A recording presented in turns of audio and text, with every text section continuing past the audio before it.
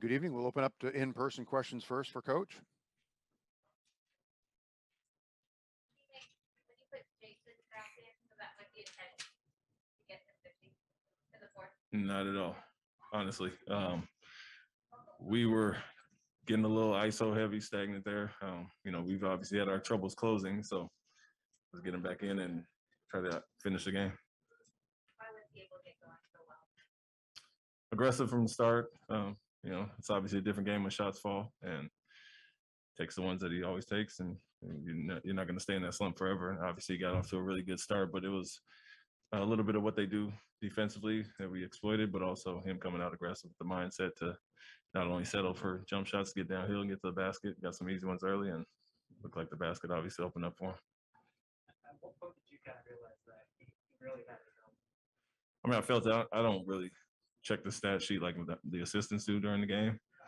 So, I mean, you saw it happen in the first half. I didn't realize he had 31 at halftime until we looked at halftime. But obviously you could see it going. The shots were falling and him being aggressive, but also, 7 assists again, just like last game. So he was playing the right way. And so put him in a lot of actions. Had some favorable matchups. And so kept going to him, not knowing he had 31, but knowing he was in a good groove. You've been from a lot of guys who have big games. When players is playing that well, one it gets to the point where the crowd is cheering for you to play that. They're actually encouraging you to do it. How unusual is that, just from your experience? And I think overall, you've seen that.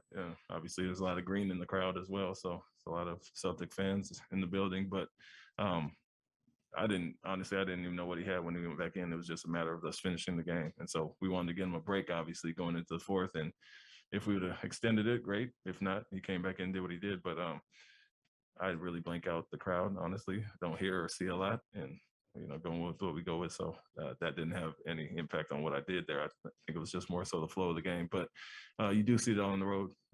Fans appreciate greatness regardless. And obviously they were cheering for him to get to the 50 mark. But also, you can be there. And when you say a guy had 50 points, and it's a big deal. So, like I said, a lot of green in the building, and they appreciate what he did.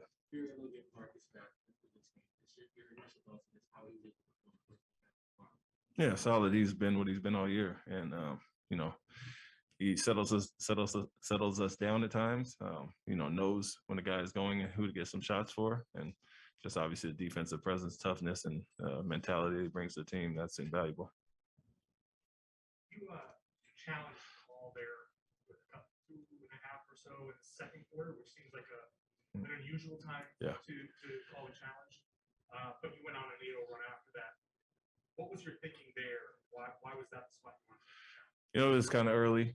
We see some early in the first quarter, second quarter that we obviously don't want to use it to keep it in the fourth quarter. But we were up 8 at the time, or 7, I'm sorry, and just it takes a basket off the board. Honestly, it would have been a 3-point play attempt for them. Takes a basket off the board, gives it back to us. But just looking at the time and score and kind of the flow of the game, you don't always want to save it. So it's a little bit of a feel as far as that. You're hoping you don't need it later in the fourth quarter, but it takes points off the board for them. We had a chance to go back up 10. We drew up a play to get a 3 after that. So it worked out that way. We felt it was a clear offensive foul and put us up 10 and then went on the run, like you said. So more of a feel thing that you just don't want to keep it in your back pocket and waste it.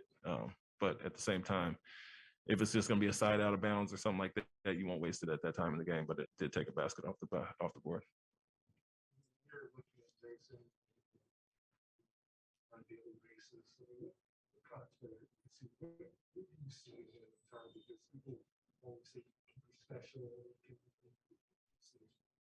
First thing is consistency, and that's in his approach, his preparation, his work ethic, and everything he does every day. And so when the shots aren't falling, but he's getting the good looks, and you're not really that worried about it, honestly. Now we want his numbers to get back to where they are career-wise, but a slump is something every player goes through. And like I said, he's taking the wide open same shots. You can look at the last 4 or 5 games, and you're going to get the same looks that he got tonight. So you expect that to change. And like I said, you see what he does every day on a daily basis to prepare himself. And so you're not as concerned with the slump.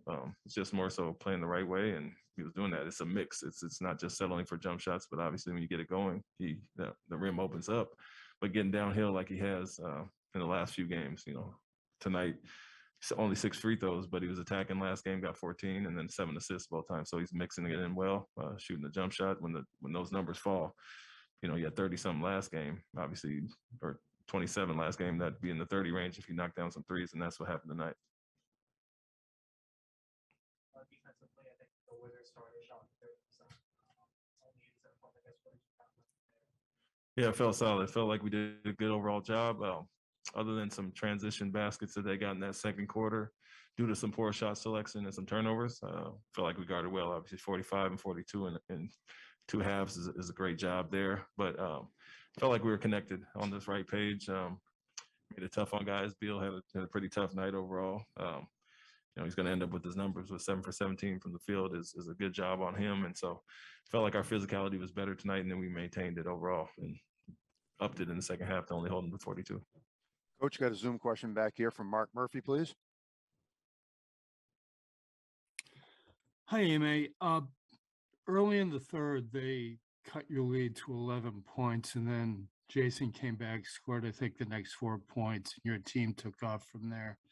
Just how much do they take his lead when he's flowing like this?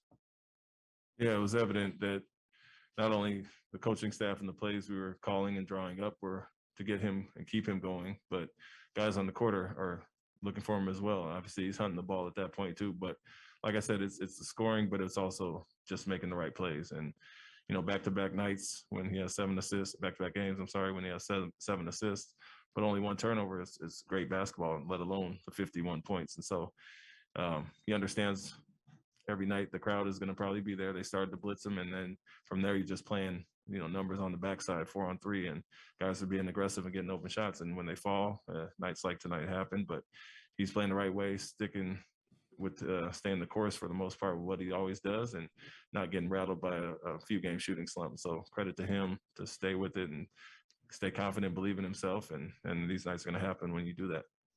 Thank you, Coach. We'll wrap it up right there. Safe travels home.